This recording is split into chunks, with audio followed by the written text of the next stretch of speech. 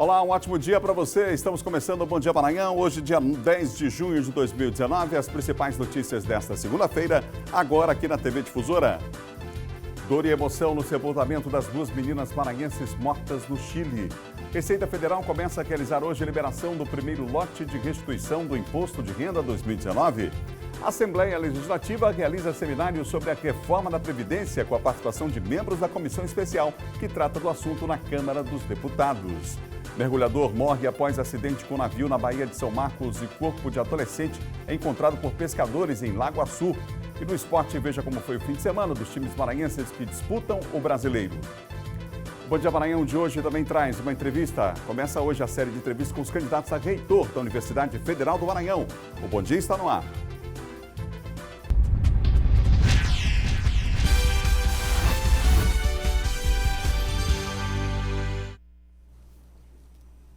Um ótimo dia para você, uma boa segunda-feira, uma excelente semana para você que nos acompanha em todo o estado aqui pela TV Difusora. Estamos começando o nosso Bom Dia Maranhão, segunda-feira, começo de mais uma semana, esperanças que se renovam.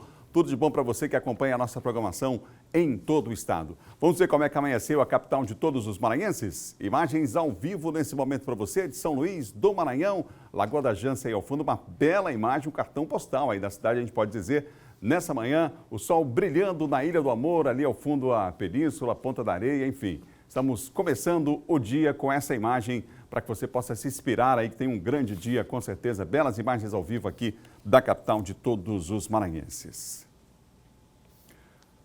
São 7 horas e mais 2 minutos, 7 e 2 foram sepultadas neste fim de semana em São Luís. Os corpos das duas crianças maranhenses que morreram no Chile, atingidas por pedaços de pedras quando passeavam com os pais na Cordilheira dos Andes. Os corpos de Cálida e Isadora foram enterrados no mesmo cemitério, sob comoção e homenagens. A primeira a ser sepultada foi Isadora Pereira Bringel, que tinha 7 anos. E nós queremos que ela está descansando no Senhor, para um dia a gente poder se encontrar. O que ficou foi a memória de uma menina linda, com o sorriso mais lindo do mundo, os olhos mais lindos do mundo. Esse é o que fica pra gente no coração. O enterro de Cálida Carvalho Trabulce Lisboa, de 3 anos, foi às 11 da manhã, ao som de músicas que a criança gostava. Representa a nossa família que sempre gostou de música, tem músicos na nossa família. Então todos os nossos momentos a gente sempre gosta de fazer música, de tocar todo mundo junto. E agora no velório, no enterro de Cálida, não poderia ser diferente, justamente com as músicas que ela gosta. Os pais das meninas preferiram não dar entrevista. As famílias das meninas são amigas e estavam de férias no Chile, onde aconteceu o acidente que matou Cálida e Isadora. Segundo os pais das crianças, não havia nenhuma sinalização de área proibida no local em que as duas foram atingidas por pedras. O deslizamento foi na última segunda-feira. Cálida e Isadora estavam em um passeio na região de Cajón del Maipo, na Cordilheira dos Andes. A governadora da província chegou a declarar que a área é sinalizada e que o acesso não é permitido. O Cajón del Maipo é uma zona perigosa. As autoridades chilenas investigam o acidente. Para familiares e amigos, ficarão na memória as imagens serenas das crianças. O tempo de Cálida aqui na terra foi o tempo que o Senhor quis. E nós temos que glorificar a Deus, por quê? Porque ela veio, alegrou a família, alegrou os pais, alegrou também os amigos e foi morar com o Senhor.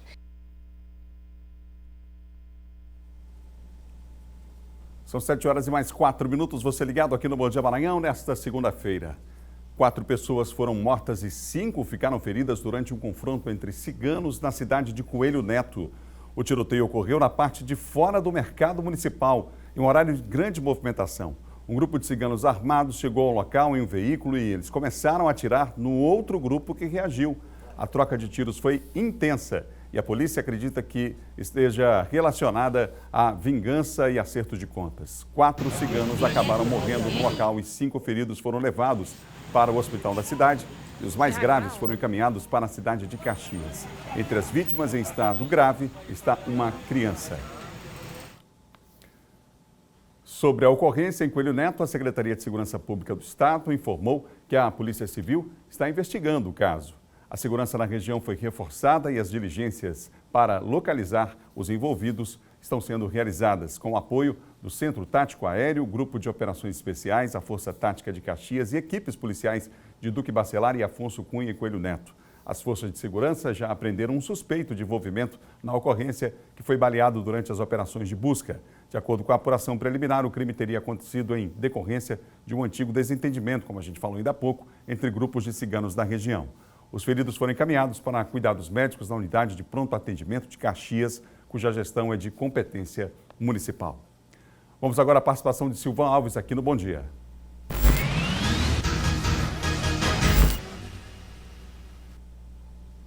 Silvan, que apresentou agora há pouco o Bandeira 2, está comigo aqui no Bom Dia Maranhão. Silvan, bom dia. Essa ocorrência aí, bastante grave, vários grupos envolvidos aí. Agora a investigação continua.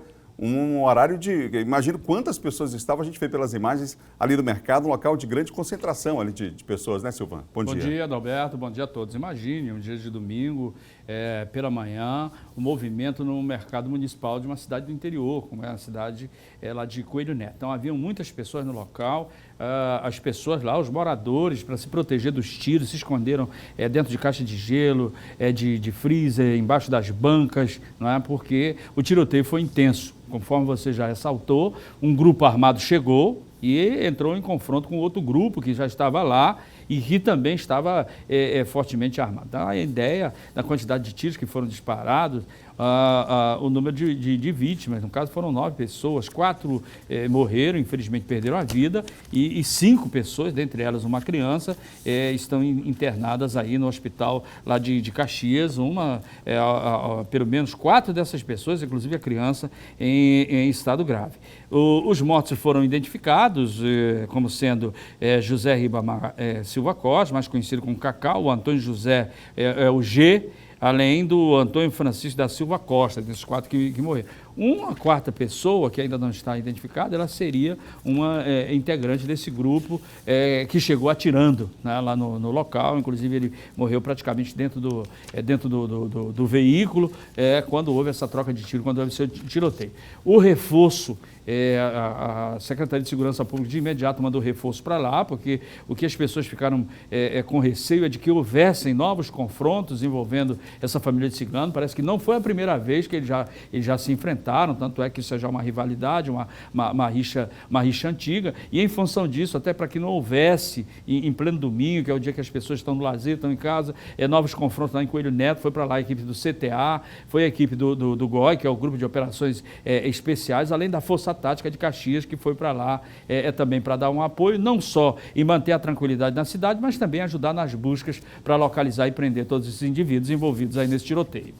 Silvan, ontem à noite um policial militar foi assaltado aqui próximo à agência do Banco do Brasil, aqui do Jaracati. Houve troca de tiros, inclusive, lá, não é? Exatamente, Adalberto. Esse trecho aqui do Jaracati fazia um tempo que estava numa paz, numa tranquilidade, e infelizmente, nos últimos dias já começaram a ocorrer assaltos ali, a ônibus, nesse trecho ali entre a parada do Banco do Brasil e da Casa da Mulher Brasileira. E ontem à noite, infelizmente, um policial lotado no 9º Batalhão estava lá, no seu dia de folga, de lazer. Ele foi lá para fazer uma operação bancária, estava acompanhado da namorada quando foi surpreendido com a chegada na verdade eram 3 elementos, um Palio de cor cinza, 2 desceram, fizeram a abordagem das vítimas e um ficou no carro. Eles queriam que o policial sacasse mais dinheiro e ele tentou convencê-los, dizer que eles até então não sabiam que ele era um policial, tentou convencê-los de que o limite dele tinha sido excedido, que não podia mais sacar além daquele dinheiro que ele já tinha dado para eles. E aí, no momento em que eles se descuidaram,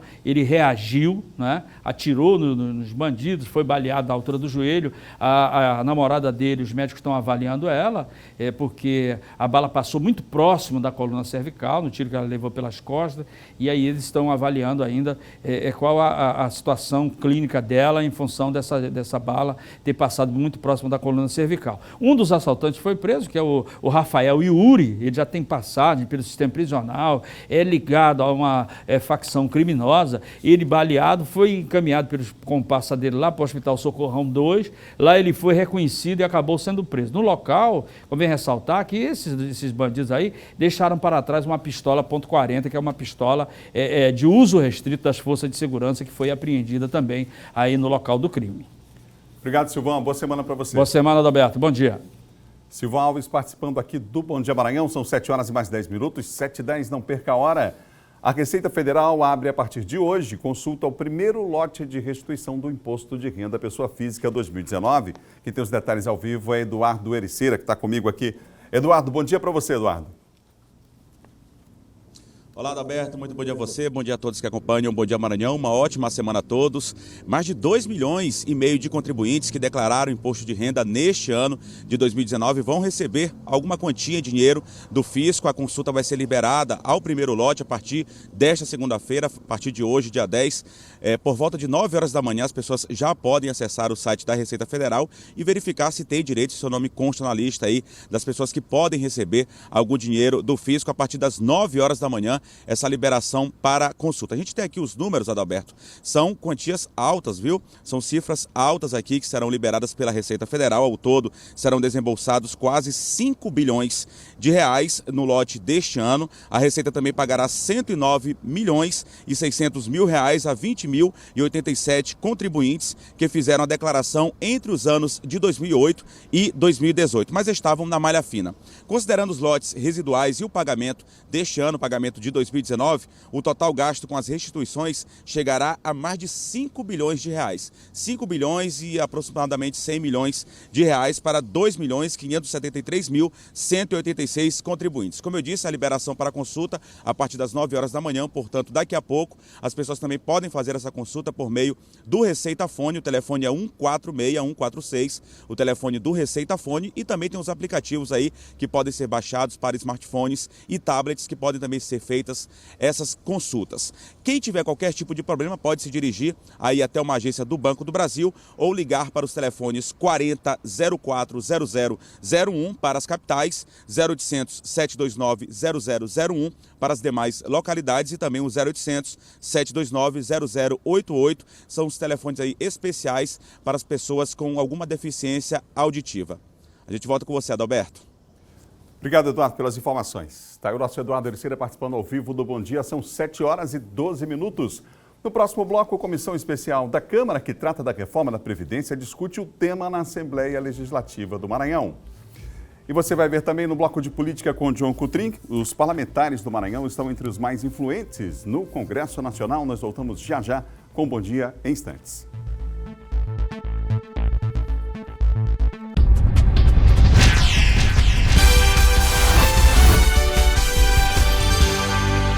São 7 horas e mais 16 minutos, 7h16, você ligado aqui no Bom Dia Maranhão. No próximo bloco, nós vamos entrevistar o primeiro candidato da série com os candidatos a reitor da Universidade Federal do Maranhão. Daqui a pouco aqui o professor João de Deus, nosso entrevistado do Bom Dia, é o primeiro nessa série de entrevistas até quinta-feira com os 4 candidatos a reitor da Universidade Federal do Maranhão. Foi prorrogada no estado a vacinação contra a febre aftosa. Vamos ver na reportagem de Jaqueline Teixeira. O Maranhão tem 8 milhões de cabeças de gado, mas nem todos os criadores conseguiram vacinar contra a febre aftosa dentro do prazo, ainda mais devido ao período de chuvas mais prolongado, o que dificultou o manejo dos rebanhos. O prazo, que seria encerrado no dia 31 de maio, foi alterado e agora se estende até 14 de junho para a vacinação. Em Imperatriz, a estimativa é imunizar 1.200.000 cabeças de gado, o equivalente ao total de bovinos e bubalinos na região. No início da campanha, a deficiência da vacina em algumas revendas no estado do Maranhão, né? Assim, podendo prejudicar a vacinação e podendo também abaixar o índice de vacinação do estado. Por isso, essa prorrogação da campanha até o dia 14 de junho. No estado, todo o rebanho bovino e bubalino deve ser vacinado contra a febre aftosa nos 217 municípios. É que a meta do governo federal é que o país tenha condições de encerrar a vacinação até o segundo semestre de 2020. E olha só o prejuízo que o produtor pode ter caso deixe de vacinar o rebanho. Fechamento de algumas zonas de comércio e queda do preço da arroba na região. O risco sanitário é uma doença que, se ocorrer, ela vai afetar o grande número de animais e tem uma queda no desempenho deles muito significativa. Lembrando que é necessário entregar o comprovante e a nota fiscal de compra das vacinas diretamente no escritório da AGED em que a propriedade está cadastrada. Com a prorrogação, o período de comprovação também foi estendido até o dia 24 de junho. Agora vamos falar de política aqui no Bom Dia Maranhão. Política com o colunista John Coutrin. John, bom dia para você. Bom dia, Adalberto. Bom dia a todos. John, vamos começar falando sobre os parlamentares maranhenses que estão aí entre os mais influentes no Congresso Nacional? Entre os 100 cabeças, Adalberto, o DIAP, que é o Departamento Intersindical de Assessoria Parlamentar, divulgou, através do jornal Correio Brasiliense, os 100 parlamentares mais influentes nesse primeiro semestre de 2019. E entre eles, Adalberto, nós temos 2 senadores maranhenses, o estreante, o Everton Rocha. Ele está bem posicionado nesse ranking entre os 100 mais influentes, os 100 cabeças do Congresso Nacional, além dele o senador Roberto Rocha. Entre aqueles que estão em ascensão, aqueles deputados que estão também se projetando como dos influentes, está também o deputado federal Hildo Rocha, do MDB, e o Pedro Lucas Fernandes, do PTB. Qual o critério, Adalberto, portanto, você vai perguntar qual o critério de avaliação desses deputados parlamentares? Participação em comissões, apresentação de projetos, articulação política, ou seja, presença em votações, intervenções, divulgação na imprensa, ou seja, tudo isso contribuiu, portanto, para essa avaliação do DIAP, que colocou 4 maranhenses, portanto, aí, 2 entre os 100 mais influentes e outros 2 aí em ascensão. John, agora vamos falar sobre esse assunto que está repercutindo já desde o final de semana, e essa semana vai ser marcada, claro, pelos debates políticos em torno dessa questão. Vazou na imprensa aí, vazaram, né, as mensagens que revelam que o Moro orientou investigações da Lava Jato, John. E o detalhe é que não é só o Moro que está envolvido, né? Nas mensagens, a troca, inclusive, aí, de outras pessoas que ocupam cargos significativos aí, procuradores, enfim. É isso, Adalberto. O site da Intercept, ele acabou recebendo de uma fonte anônima, segundo ele. Coincidência ou não, Adalberto, logo depois, ali que o celular do Sérgio Moro foi invadido por um hacker durante 6 horas. E, claro, o site divulgou conversas, trechos de conversas entre o Sérgio Moro e o Dalton Dallagnol, que é do MPF, que faz parte da Operação Lava Jato. Ou seja, entre essas conversas, o Moro orienta o Dallagnol aí a como proceder em relação à Operação Lava Jato. Por exemplo, cita, Adalberto, a questão relacionada ao ex-presidente Lula, a esse processo que o Lula foi condenado em relação ao triplex do Guarujá. Aí eles falam acerca de provas, né, que não teriam provas robustas contra o ex-presidente Lula, e citam uma matéria do jornal Globo de 2010, no sentido aí, antes daquela divulgação do PowerPoint, no sentido de corroborar com a acusação. Eles falam também de uma entrevista do ex-presidente Lula, que seria dada à Folha de São Paulo, que eles pudessem impedir o Moro falando isso com o Dallagnol, no sentido de que o Haddad não ganhasse força durante as eleições. Ou seja, uma série de trocas de mensagens, onde até o próprio Sérgio Moro fala que era necessário inverter algumas operações, que estava demorando outras operações na Lava Jato acontecerem. Isso coloca em xeque, claro, a Operação Lava Jato. É claro que, Adalberto, o próprio Moro e o próprio MPF já divulgaram nota dizendo que não nenhuma ilegalidade, mas pelo contrário, há desvio ético, porque de forma alguma o juiz deveria orientar o Ministério Público, que é a parte acusadora. Então já é um ato ilícito que não poderia ter ocorrido. Vamos aguardar o desenrolar dos fatos. Obrigado, John. Obrigado, Adalberto. Até amanhã. O nosso John Coutrin, colunista de política, aqui participando do Bom Dia Maranhão. Olha, a Assembleia Legislativa do Estado vai sediar hoje, daqui a pouco, no auditório Fernando Falcão, audiência pública para debater a reforma da Previdência. Quem tem mais informações para nós é Eduardo Ericeira. Eduardo. Pois é, Adalberto, um encontro de extrema importância daqui a pouquinho no prédio da Assembleia Legislativa. A gente vai conversar agora com o deputado Marcelo Ramos, que é do PL do Amazonas, que preside a comissão aí especial de reforma da Previdência. Deputado, muito obrigado pela sua participação aqui no Bom Dia Maranhão, uma discussão muito ampla que tem acontecido em todo o Brasil, dessa vez agora aqui hoje na capital São Luís. Exatamente. Ninguém no país não entende que não seja necessária uma reforma previdenciária. claro que há várias visões.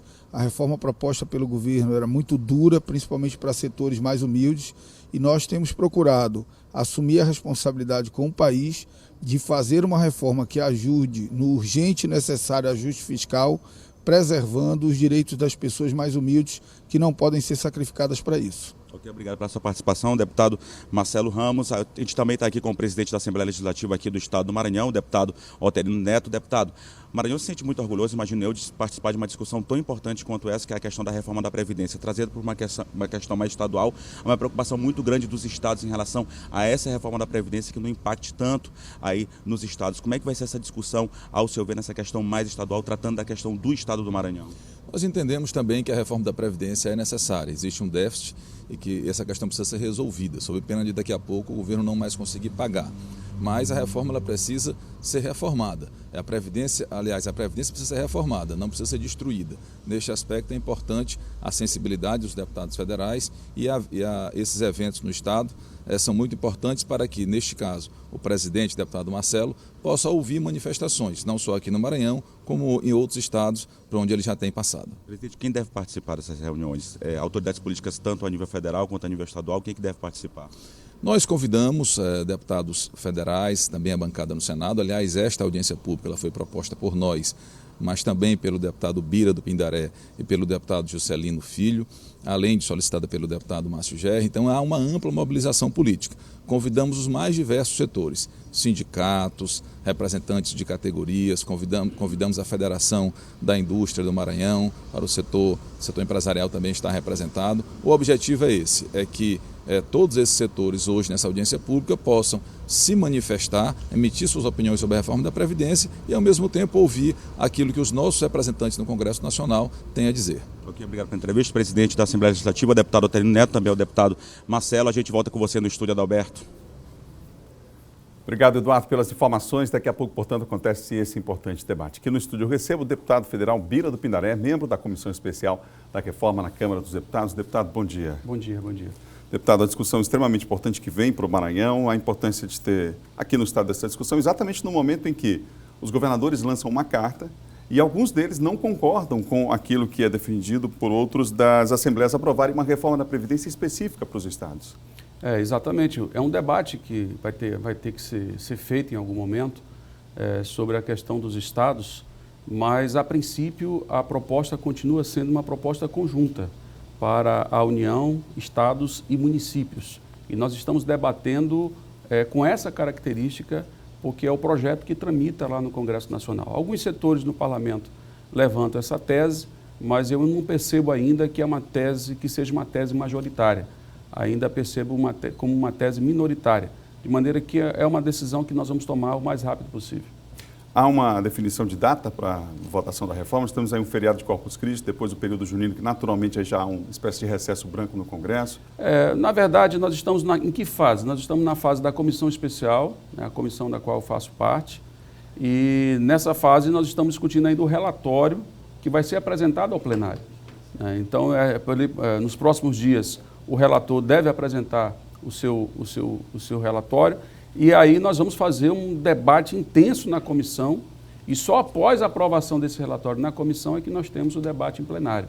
Portanto, eu acredito que ainda nesse semestre não acontecem votações em plenário. Nós devemos esgotar a discussão na comissão. E possivelmente somente no segundo semestre é que nós devemos ter uma decisão em plenário, que são em 2 turnos, quórum qualificado, e ainda tem votação no Senado da República. Já há uma discussão no Senado também sobre o assunto e na interlocução com o Congresso, o governo já fala em abrir mão de alguns pontos da reforma. O senhor entende que o que tem sido dito até agora, de fato, dá a reforma que o país precisa? Eu acho que é exagerada a dose. O Brasil precisa fazer ajustes, evidentemente, em muitas políticas públicas. A Previdência também pode ser ajustada, mas o que foi proposto pelo governo é uma crueldade, né, e um excesso muito grande, sobretudo contra os mais pobres. Ao contrário do que o governo tem dito, que está atacando privilegiados, não é verdade. Mais de 80% daquilo que o Paulo Guedes quer arrecadar com a reforma da Previdência, mais de 80%. É quase, do 1 trilhão que ele quer, é em cima do regime geral, onde estão os pobres assalariados, onde está o trabalhador da construção civil, o pedreiro, onde está, né, o motorista de ônibus, onde está o gari, onde está a empregada doméstica. Então, não é verdadeiro que eles estão atacando privilegiados, estão atacando os mais pobres, inclusive o trabalhador rural, que aqui no Maranhão é quase a metade da população. Portanto, é preciso que o governo fale a verdade e faça as medidas, tome as medidas necessárias para ajustar, sem penalizar a população mais pobre do Brasil. O que é alegado pelo governo é de que, primeiro, a necessidade extrema da reforma, sem ela o país não anda, né? A dificuldade, inclusive, de se terminar aí esse ano, do ponto de vista fiscal, enfim, do ponto de vista do investimento em políticas públicas, e de que exatamente essa economia que será feita a partir da reforma vai resultar para o cidadão em mais investimento na base, em políticas públicas de saúde, de educação. Esse discurso é falso, porque, na verdade, não é a Previdência que provoca a crise na economia. É a crise na economia que está provocando dificuldade na Previdência, porque diminuiu a receita, né? E a receita vem exatamente da movimentação econômica. Então, era preciso que o governo tivesse uma política econômica mais arrojada, que retomasse o crescimento do país, e aí a Previdência poderia ter novamente o seu equilíbrio. Infelizmente, não é o que a gente está vendo por parte do governo, porque só pensa em tirar dinheiro dos pobres para dar para os banqueiros, porque, afinal de contas, o ministro da Economia, ele é um banqueiro. E quando ele sair do ministério, ele volta para o mercado financeiro. Portanto, ele está plantando hoje para colher depois. Então, infelizmente, a gente vive uma realidade que eu acho que é muito perversa contra a população mais pobre, que já sofre com desemprego, com achatamento salarial, e agora estão querendo tirar o pouco que esse povo já tem, que é o direito a uma aposentadoria. Nós temos aqui um infográfico para mostrar para você um balanço do que foi feito até agora na comissão especial, vamos ver, na Câmara dos Deputados. Olha só, esses números mostram o trabalho feito até agora na Câmara, com um total de 13 reuniões realizadas até agora, 11 audiências públicas, 2 seminários regionais, um seminário internacional. Foram ouvidos aí 81 especialistas e representantes de entidades, 96 deputados discursaram nas reuniões em Brasília, os deputados apresentaram 181 requerimentos, e a sociedade 47 documentos. No total, a proposta recebeu 277 emendas, mas apenas 227 delas foram consideradas válidas. Sobre esses números, deputados, sobre o volume de trabalho na comissão. É gigantesco, é muito intenso. Eu tenho acompanhado todos os debates, audiências, e deve aumentar ainda mais agora nesse período de discussão do relatório, né? Mas eu acredito que é pela envergadura do tema, né? É um tema que mexe com a vida de todos os brasileiros e brasileiras, né? Seja do setor privado, seja do setor público, todos os segmentos se mobilizando, querendo uma resposta adequada, né, para essa problemática que é a Previdência no país, já que nós estamos tratando de vidas e vidas humanas. Deputado Bira do Pindaré, obrigado pela entrevista aqui no Bom Dia Maranhão. Um bom trabalho daqui a pouco lá na Assembleia. Obrigado. E convido a todos, é um trabalho em conjunto com a Assembleia Legislativa. Está aí o deputado Marcelo Ramos, que é o presidente da comissão. É a oportunidade de todos que quiserem levar a sua mensagem, a sua sugestão para esse debate tão importante para o Brasil. Obrigado mais uma vez. Obrigado. No próximo bloco, confira a primeira entrevista da série com os candidatos a reitor da UFMA. Hoje o entrevistado é o professor João de Deus. Nós voltamos já com Bom Dia. As notícias do esporte também você confere depois do intervalo. São 7h31.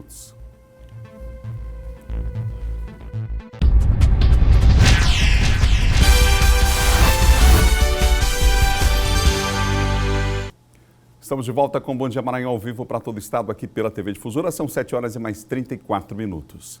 A partir de hoje, o Bom Dia Maranhão entrevista os candidatos a reitor da UFMA. A consulta à comunidade universitária acontece no final do mês e 4 candidatos estão registrados. A ordem das entrevistas foi definida por ordem alfabética, considerando o nome dos candidatos. Hoje o nosso entrevistado é o professor João de Deus. Cada candidato terá 8 minutos nessa entrevista. Professor, bom dia.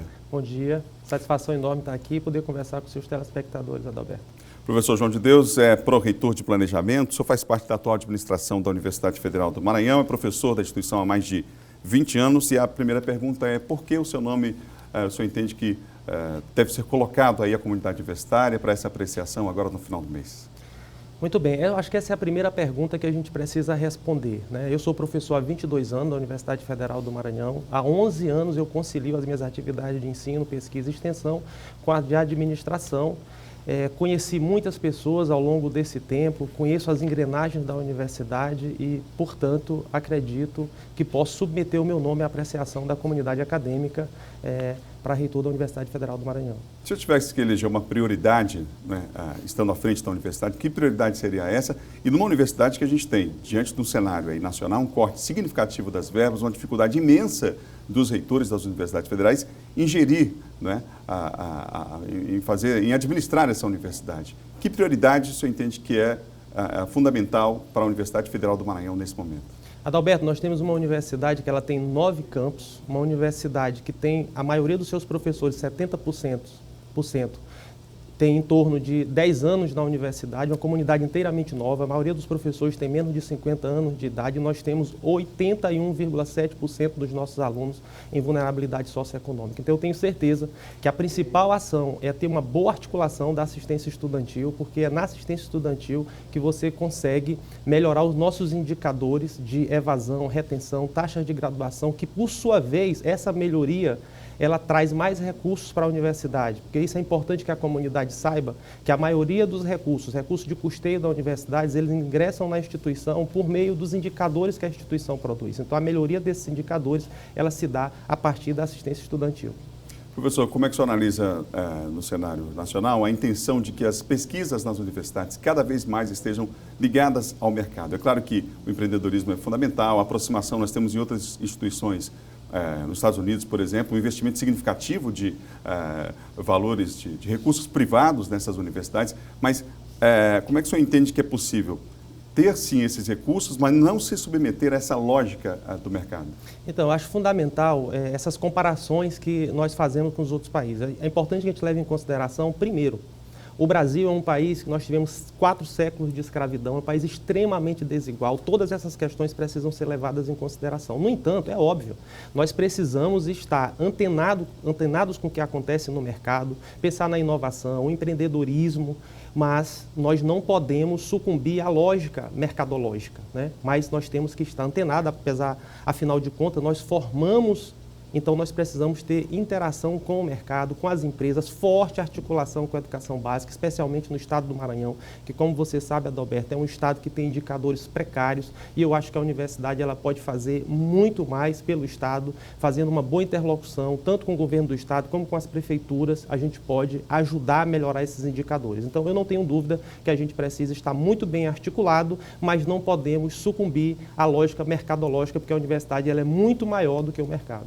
A interiorização, professor, como é que o senhor pretende avançar nessa direção? Então, nós fizemos uma forte interiorização. Até 2006, Adalberto, a universidade ela funcionava praticamente na ilha de São Luís, né, com 3 cursos em Imperatriz, que era o curso de Direito, Pedagogia e Ciências Contábeis, mais cursos vinculados aqui a São Luís. E depois dessa interiorização, nós precisamos consolidar. Nós temos campos, para você ter ideia, que tem 2 cursos. Esses campos precisam ser fortalecidos para que a gente tenha uma vida universitária naquele campus, para a gente possa implantar um restaurante universitário, para que a gente possa melhorar as nossas bibliotecas. Eu acho que a interiorização ela é fundamental. Nós precisamos, inclusive, pensar numa outra universidade para o estado do Maranhão, nos poucos estados que tem apenas uma universidade. No entanto, a gente entende que o cenário é muito desafiador, então nós precisamos internamente trabalhar de forma muito racional, com um planejamento sério, para que a gente possa consolidar os nossos campos pelo continente. Quais são as suas propostas para a extensão? A universidade indo para além dos seus muros, né? A gente sabe que há uma dificuldade, inclusive muito grande, das instituições privadas, por exemplo, fazer extensão. Praticamente não existe extensão nas universidades privadas. E o papel, o caráter da universidade pública remete exatamente a esse tripé, né? O ensino, pesquisa e a extensão. Como é que o senhor pretende agir em relação a essa área? Que propostas o senhor tem? Então, isso é fundamental dentro da instituição, né? O ensino, a pesquisa e a extensão, eles são indissociáveis. E a universidade se comunica de forma mais contundente por meio da extensão. Então, a gente precisa ter uma extensão muito ancorada no ensino e na pesquisa. A gente precisa dialogar muito mais com a sociedade, fazer parcerias público-privadas. A gente precisa fazer captação de recursos, incentivar aqueles grupos de pesquisa que conseguem captar recursos para a universidade e se articular, resolver os problemas. Uma das nossas propostas principais é criar um centro interdisciplinar né, para resolver, ajudar a resolver, do ponto de vista diagnóstico, os problemas maiores do Estado, né, problemas socioeconômicos, e articular com prefeituras, com secretarias, com câmaras municipais. Eu acho que a universidade pode contribuir muito, mas muito mesmo com a sociedade maranhense. Professor, nós temos uma universidade que ali na entrada, logo a gente vê, infelizmente, abandonado aquele prédio da biblioteca, que foi projetado, uma obra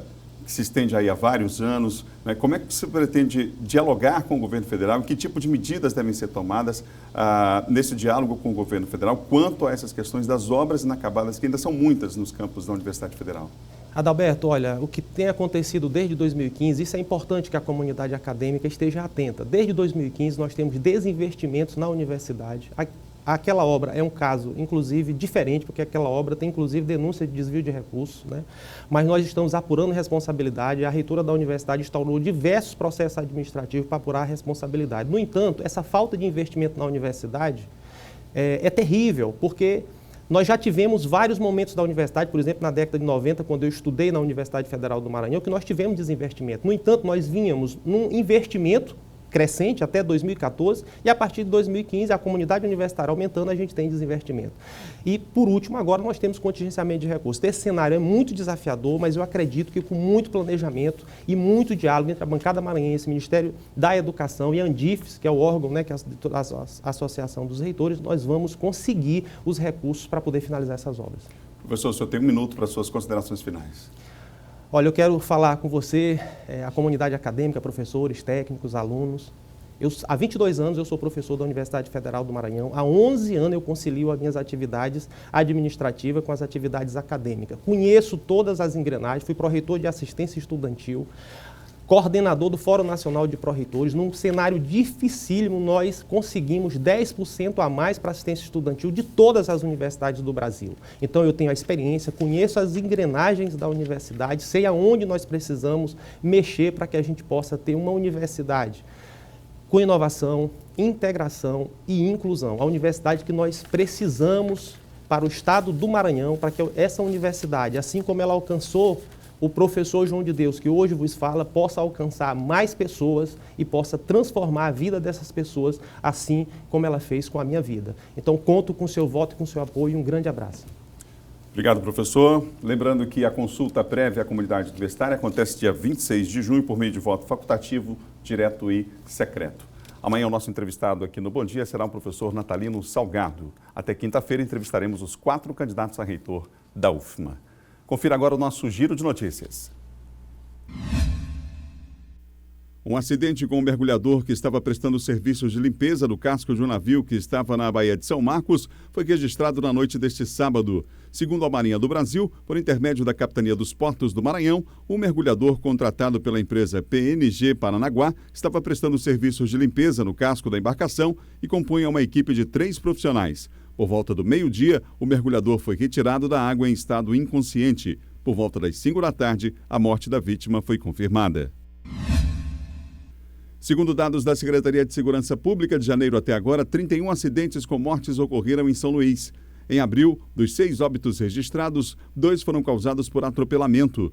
Especialistas afirmam que no trânsito, os condutores jovens motociclistas, além dos pedestres, são as pessoas que mais se envolvem em acidentes. A capital maranhense conta com mais de 400 mil veículos circulando pelas ruas e avenidas. O excesso de velocidade continua sendo a infração mais cometida entre os motoristas da cidade.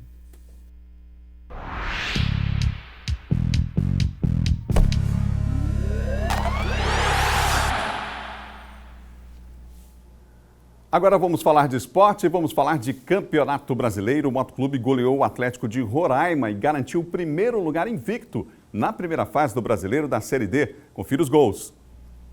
Wallace Lima, aos 7 minutos, abriu o marcador para o Papão. Vitor Salvador ampliou a vantagem aos 43 do primeiro tempo. Na etapa final, o Moto manteve a pressão e o Wallace Lima voltou a marcar logo aos 2 minutos. O Wallace Marques fez 4-0 para o Moto aos 14. E Diego Renan fechou a goleada aos 30 minutos. Moto 5, Atlético de Roraima 0.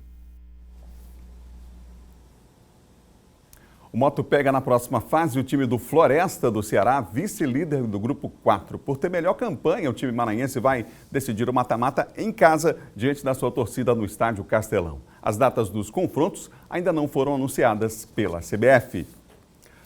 Ainda pela Série D, o Maranhão, já eliminado, perdeu seu último compromisso do ano pelo Campeonato Brasileiro. A equipe atleticana foi derrotada em Teresina pelo Altos do Piauí por 2-1. Cristiano e Anselmo marcaram para o Altos e Marciano para o Maranhão Atlético. O Marc participou da primeira fase do Brasileiro e só conseguiu uma vitória durante toda a competição. Vamos falar agora do Imperatriz, que conseguiu excelente resultado ao vencer o ABC em Natal por 4-2. Lucas Silva, Renan Guimarães e Matheus Lima marcaram para o Cavalo de Aço. Jefferson marcou 2 vezes para a equipe do ABC. Depois do resultado, o técnico Sérgio Soares entregou o cargo e não é mais o treinador do time do ABC. Excelente resultado para o Cavalo de Aço, vencendo fora de casa a equipe do ABC, jogando em casa, em Natal, diante da sua torcida. Parabéns ao Imperatriz pelo excelente resultado. Segundo jogo aí do técnico Paulinho Kobayashi. Já o Sampaio Correia entra em campo hoje à noite para pegar o Náutico de Recife. O técnico Julinho Camargo não confirmou o time que entra em campo hoje, mas a tendência é que ele use a base do time que jogou contra o Palmeiras pela Copa do Brasil. A única dúvida é na lateral esquerda, entre o volante Felipe Dias e Patrick Calmon. O jogo acontece hoje à noite, no Estádio Castelão, às 8 horas da noite, em São Luís. Vamos mudar de assunto agora? Aliás, vamos continuar falando de esporte, mas não de Campeonato Brasileiro. Vamos falar de jogos escolares. Vamos falar dos GES, Jogos Escolares de Imperatriz, uma modalidade que esse ano tem uma grande participação de atletas. Sabe qual é? A queimada. É isso mesmo. Veja na reportagem de Isabel Gomes. Entre as equipes que movimentaram a quadra poliesportiva do Bar Jonas Lobão, o Fiqueninho, a do Vadif Kenny e Elisa Nunes. As jogadoras do WF jogavam com a camiseta preta e marrom. Já da escola Elisa Nunes, estavam com o uniforme da escola regular. O ataque feminino estava afiado, o passe de bola tão intenso que quase não dava tempo de tomar um fôlego entre um lance e outro. Apesar do ritmo acelerado, as queimadas demoraram para sair. Mas, mesmo com as dificuldades e a adrenalina, as meninas da Escola Municipal Vadif Kenny saíram na frente. Está sendo muito importante porque a gente está aprendendo coisas novas, né? Então a gente está se esforçando muito para poder ganhar. As competições de queimada foram realizadas durante 2 dias, quarta e quinta-feira dessa semana. Foram mais de 100 jogos programados só nesta modalidade. A modalidade queimada é a segunda com maior participação de atletas este ano nos Jogos Escolares. São 658 meninas e 233 rapazes participando. É o resultado, é a questão de momento, a questão também de trabalho, mas que a festa é dessas crianças, dessa juventude que fomenta o esporte da cidade de Imperatriz. Os estudantes são divididos nas categorias pré-mirim, infantil e infanto. Estamos jogando muito bem, as meninas estão se esforçando bastante. E assim, eu acho os Jogos Escolares um desempenho muito grande, né, para todas as escolas. Nesta edição dos Jogos Escolares de Imperatriz, são 102 escolas municipais, estaduais e particulares participando das competições. Quase 6.000 atletas jogando em 23 modalidades coletivas e individuais. Agora sim, vamos mudar de assunto. O samba voltou a agitar a Casa das Tulhas no centro histórico da cidade. Depois de algumas adequações, os amantes do samba comemoraram essa volta.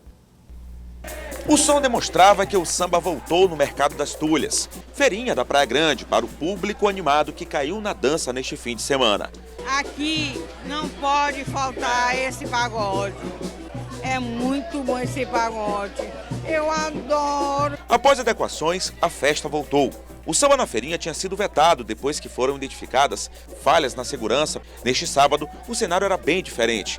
Militares foram vistos no local, itens de segurança como extintores. As pessoas se sentiram bem à vontade. Tem que permanecer, coisa boa é bom para ficar para sempre, né? E a gente tem que preservar a cultura brasileira que é o samba, né? Os músicos também compartilhavam da mesma alegria. O problema foi resolvido e agradou a organização. Teve essa paralisação em termos de adequação do espaço aqui da feira. Então a gente, todas as normas que o bombeiro chegaram pedindo pra gente, tentamos buscar as normas, extintores, saídas de emergência, brigadistas também colocamos. Então a gente teve que se adequar para que o samba voltasse. Quem também comemorou e lucrou foi o comércio local, que pôde ver mais uma vvez a feirinha cheia e o retorno com força das vendas. Aqui nós vendemos nossa cerveja, mas lá no Camarão ele vende o camarão dele. Aqui atrás ele vende tira-gosto, vende a gostosinha do amor. Então todo mundo ganha. Então o samba é um ponto turístico, não tem como tirar.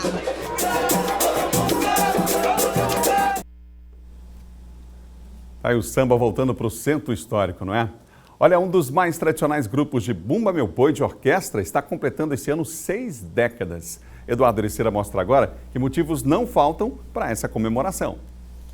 Neste final de semana foi o batizado do Boi de Axixá, momento de muita emoção para os brincantes. É muito bom participar do São João e a alegria imensa de estar no Boi de Axixá agora também, justamente no auge dele, né? Os 60 anos do Boi de Axixá. Não é para menos, afinal são 60 anos de uma rica história, fazendo parte da cultura popular maranhense. Um amor sem limite é o que faz Hélio sair de Santa Rita, a aproximadamente 100 quilômetros da capital São Luís, para brincar no Boi de Axixá. Deu tudo certo, agora hoje estou aqui, bordando. Não é cansativo, não? Demais. É cansativo, mas vale a pena, é bom demais estar na multidão lá, brincando. É uma coisa prazerosa que a gente gosta de fazer. A alegria é visível, o sorriso estampado no rosto. São mais de 130 pessoas que fazem a brincadeira acontecer. Índias, vaqueiros e orquestra, que fazem a festa dos arraiais e garantem um São João mais animado a todos que vêm acompanhar o período junino no Maranhão. O Boi de Axixá é uma das brincadeiras mais tradicionais do São João maranhense. E o Boi de Axixá está completando 60 anos com muita glória, com muito respeito da população, de seus amantes, com muita história para contar. E o sentimento de gratidão.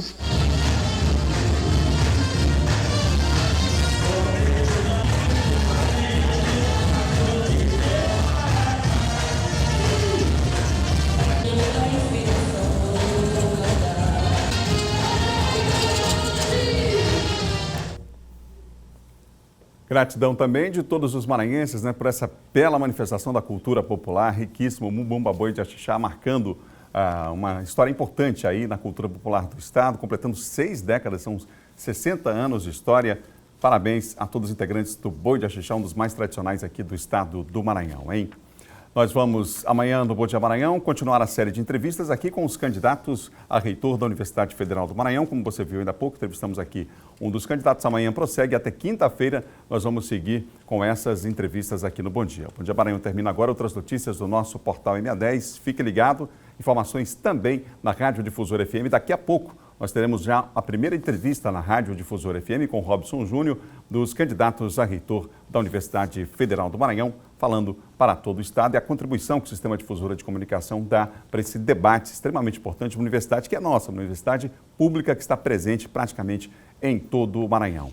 A gente se encontra amanhã. Um ótimo dia para você, um bom começo de semana, uma boa segunda-feira. Até amanhã às 7 com o Bom Dia Maranhão. Até lá.